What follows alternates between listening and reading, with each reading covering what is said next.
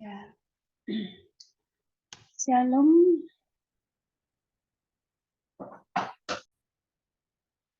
Shalom. Shalom anak-anak Ibu, selamat pagi. Bagaimana kabarnya hari ini? Pasti dahsyat luar biasa ya. Ibu mau lihat semuanya hadir nggak kita ini ya? Oh iya, semuanya hadir. Puji Tuhan, semua karena Tuhan, semua karena kebaikan Tuhan. Semuanya bersuka cita. Amin. Ya, kita hari ini akan, sebelum kita masuk ke dalam pembelajaran, kita akan baca Alkitab dulu satu ayat saja. Itu di dalam Mazmur 4 ayat 2. Katakan, apabila aku berseru, jawablah aku ya Tuhan, yang membenarkan aku. Di dalam kesesakan Engkau memberi kelegaan kepadaku, kasihanilah aku dan dengarkanlah doaku. Itulah ayat firman Tuhan. Sebelum kita masuk dalam pembelajaran, sebelumnya mari kita berdoa. Terima kasih Bapak, kami bersyukur. Ambil alih setiap pembelajaran kami hari ini dengan kuasa darah Yesus. Berikan kepada kami kekuatan, hikmat, pengertian, untuk kami dapat mengerti pembelajaran hari ini. Terima kasih Tuhan Yesus. Haleluya. Amin. Ya. Kita akan belajar hari ini yaitu tentang nilai-nilai seorang Kristen menurut Alkitab. Ya, nilai-nilai seorang Kristen menurut Alkitab. Mungkin ada pertanyaan, kira-kira apa itu nilai ya? Kalau kita pikirkan secara pemikiran atau secara logika, itu nilai itu berarti skor, ya kan? Kalau misalnya kita ujian, pasti kita mendapat nilai. Atau misalnya kalau kita melakukan sesuatu, pasti dikasih nilai sama kita. Apakah baik, apakah kurang, atau sudah bagus gitu ya. Tapi sekarang kita akan belajar tentang nilai-nilai seorang Kristen menurut Alkitab. Ada firman-Nya. Nah, kita lihat dulu firman-Nya. Kita lihat firman-Nya ya. Sebentar ya.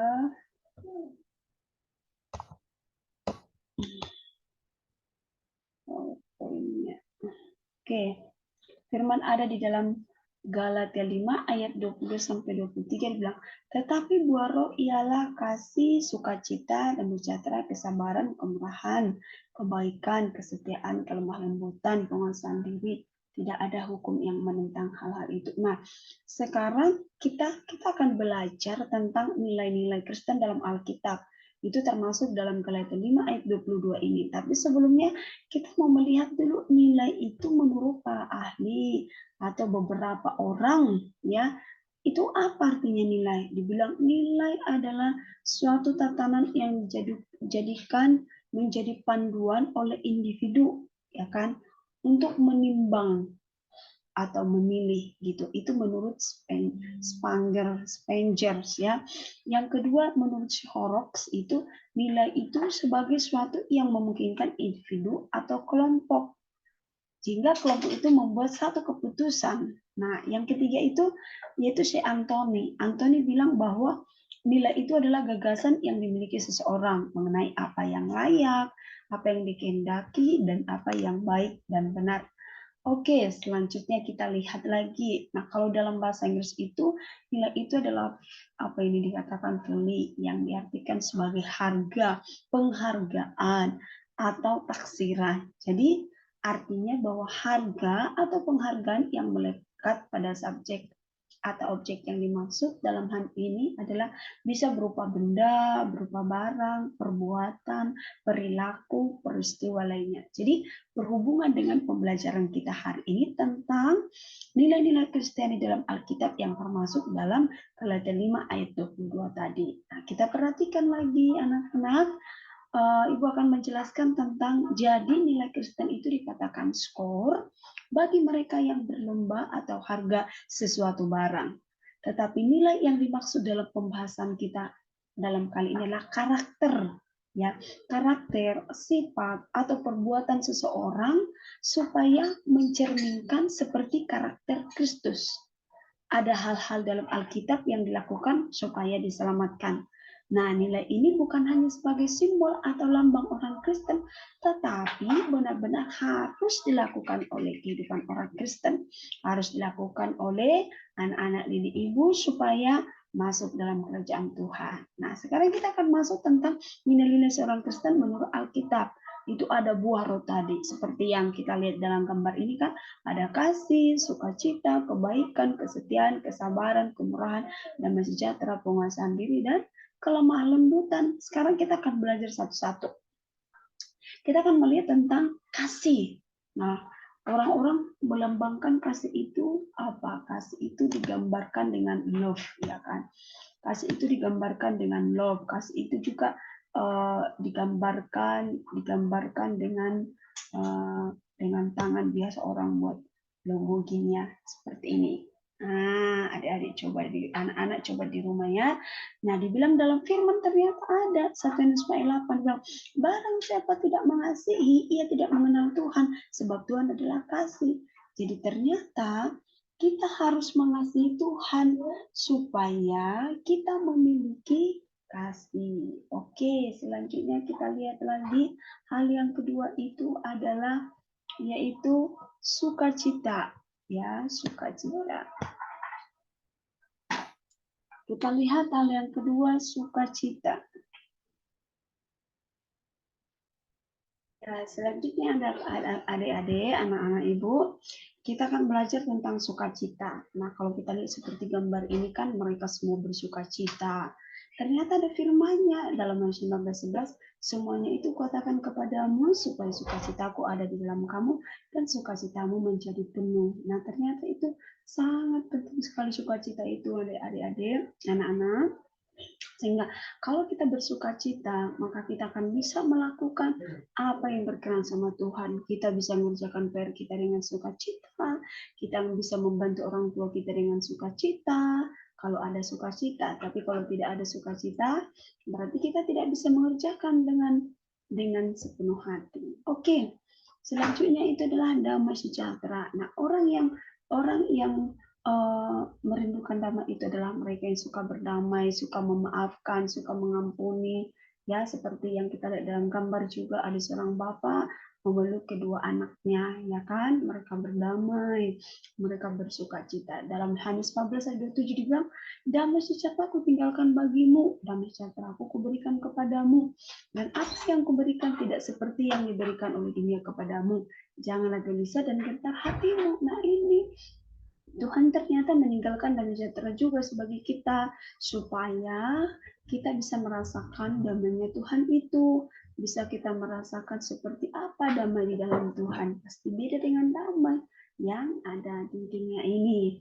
Nah, itu ya anak-anak ya. Udah mengerti? Oke, kita lanjut. Nah, di sini juga ada kesabaran. Ada seorang kakak sabar menghadapi adiknya. Ketika adiknya nangis, maka kakaknya dengan sabar, dengan penuh kesabaran untuk membujuk supaya tidak nangis. Seperti yang dikatakan dalam Matius 5 ayat 8. Kamu juga harus bersabar dan harus meneguhkan hatimu karena kedatangan Tuhan sudah dekat. Ini adik-adik, anak-anak ibu harus tahu bahwa kedatangan Tuhan sudah dekat. Hari Tuhan Yesus datang untuk menjemput umat-umatnya sudah dekat. Karena itu, kita harus memiliki satu nilai seorang Kristen itu. Salah satu adalah kesabaran. Artinya sabar untuk menghadapi adik di rumah mungkin, menghadapi mama papa mungkin, menghadapi teman yang menjengkelkan mungkin. Kita harus memiliki kesabaran. Yang kelima itu ada kemurahan. Gimana sih kemurahan? Kemurahan hati itu dia mau supaya semua orang yang di lingkungannya itu, yang di sekitarnya itu damai gitu ya, murah hatinya. Dan dikatakan dalam 2 Korintus 9 ayat 13, dan oleh sebab kamu telah tahan uji dalam pelayanan itu, mereka memuliakan Tuhan karena ketaatan kamu dalam pengakuan akan Injil Kristus, dan karena kemurahan hatimu dalam membagikan segala sesuatu dengan mereka dan dengan semua orang. Nah, itu jadi ada kemurahan hati untuk membagikan segala sesuatu. Membagikan apa? Membagikan kasih kita, membagikan apa yang ada sama kita, kita berbagi. Mungkin ketika teman kita lapar, kita bagi dengan apa yang ada sama kita. Gitu ya. Itu termasuk juga kemurahan hati. Teman kita yang nggak ada pensil, kita ada 2, kita bagi 1. Ya, itu udah kemurahan hati. Oke, selanjutnya. Anak-anak ibu, ini adalah tentang kebaikan. Hendaklah kebaikan hatimu diketahui semua orang. Karena Tuhan sudah dekat. Nah, dibilang lagi, Tuhan sudah dekat. Nah, kalau kita lihat gambar ini ya, anak-anak, seorang anak memberikan sedekah kepada seorang kakek. Padahal itu tidak dikenal loh. Nah, apakah kita seperti itu? Kalau misalnya ada pengemis, tidak kita kenal, tapi kita mau memberikan, misalnya sebagian dari uang jajan kita dikasih mama 5.000, kita kasih 2.000, maukah kita berbagi? Nah, itu sudah merupakan perbuatan baik. Ini adalah salah satu nilai-nilai seorang Kristen menurut Alkitab. Nah, anak-anak ibu, masih serius ya mendengarkan. Oke, yang ketujuh tentang kesetiaan. Kesetiaan dalam Mazmur 85 ayat 11, kesetiaan akan tumbuh dari bumi dan keadilan akan muncul dari langit. Jadi artinya setia berdoa. Siapa di sini yang malas berdoa? Ya kan? Harus rajin berdoa. Siapa di sini yang sudah malas baca firman? Nah, itu harus rajin baca firman, rajin berdoa, supaya kesetiaan itu menjadi bagian kita. Seperti kita lihat dalam gambar, mereka lagi setelah mereka baca firman, sebelum mereka baca Alkitab, mereka berdoa dulu. Ayahnya, adiknya, dan si abangnya, mereka sama-sama berdoa kepada Tuhan setiap pagi, malam mereka baca firman dan berdoa kepada Tuhan. Kita lihat yang ke-8 itu kelemah lembutan. Karena itu sebagai orang pilihan Tuhan dikatakan dalam Kolose 3 ayat 12, yang dikuduskan dan dikasihnya kenakanlah belas kasihan, kemurahan, kerendahan hati, kelemah lembutan, dan kesabaran. Nah, ini kelemah lembutan. Hati kita itu harus lembut sama Tuhan, sama semua orang. Hati yang lembut itu artinya mau melakukan apa yang dikatakan Tuhan. Kalau hati kita lembut, maka ketika orang tua kita menyuruh kita, kita harus mau. Ya kan? Ketika misalnya guru kita memberikan tugas sama kita, kita harus kerjakan. Itulah artinya kelemah lembutan, artinya mau mengerjakan apa yang diperintahkan kepada kita. Oke, kita lihat ya, yang terakhir penguasaan diri. Amsal 16 ayat 32 dibilang, orang yang sabar melebihi seorang pahlawan. Orang yang menguasai dirinya melebihi orang yang berebut kota. Nah, kalau kita lihat di samping gambar di samping itu, seorang tua menasehati anaknya. Kalau nggak ada penguasaan diri sama anaknya, pasti membantah, merengek-rengek, nangis, melawan, ya kan? Tapi karena ada penguasaan diri sama anak itu, dia terima. Seperti itu nggak kita anak-anak di rumah? Anak-anak ibu seperti itu nggak di rumah? Kalau dinasehati tidak membantah. Anak-anak ibu kalau misalnya diberikan arahan atau diberikan sesuatu hal untuk kebaikan kita, melawan nggak? Nah, bagi yang melawan ini harus ada penguasaan diri. Ya, supaya kita adalah orang-orang yang memiliki nilai-nilai Kristen menurut Alkitab. Oke, ya. Ada yang bisa menyimpulkan apa yang Ibu sampaikan? Oke ya, Ibu yakin dan percaya anak-anak Ibu semuanya mendengarkan dengan baik dan pasti ada pengetahuan yang baru yang kalian dapat. Nah, Ibu simpulkan dari apa yang Ibu sampaikan. Oleh karena itu, mari kita melakukan nilai-nilai orang Kristen menurut Alkitab supaya kita memiliki sifat perilaku Tuhan. Hingga kita semakin berubah ke arah Kristus, dan ketika Yesus datang di awal, maka kita akan diangkat, dibawa masuk dalam kerajaan Allah. Oke? Ya. Sebelum kita tutup, kita lihat dulu ada video di sini tentang apa kira-kira yang akan kita dapat di sini ya. Kita lihat dulu ya seperti apa ya videonya. Bentar ya. Oke, anak-anak ibu, sebelum kita mendengarkan videonya itu, ada tugas kita di rumah ya, sebagai PR harus dikerjakan ada 3 soal, ya kan? Ada 3 soal, dan 3 soal ini nanti dikumpul 5 hari ke depan dan dikirim lewat via WA ke nomor ibu sendiri ya. Oke, diketik di A4, fontnya itu Times Roman biasa dan ukurannya 12. Oke. Kita lihat lagi, Ibu akan share videonya dan kita akan sama-sama perhatikan. Ya. Oke anak-anak Ibu, karena ada masalah dengan videonya, nanti Ibu kirim videonya di lewat grup aja ya. Oke, kita kirim nanti dan kita lihat nanti apa kira-kira yang kita dapat dari video itu dan apa hubungan video itu dengan pembelajaran yang kita bahas hari ini.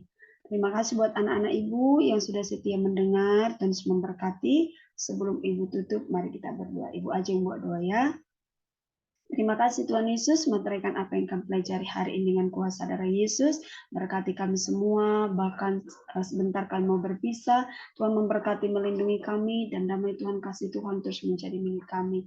Terima kasih buat kebaikan-Mu hari ini, berkati kami semua dalam nama Yesus. Kami berdoa dan bersyukur. Haleluya. Amin. Terima kasih buat semuanya, buat anak-anak Ibu. Tuhan Yesus memberkati. Shalom.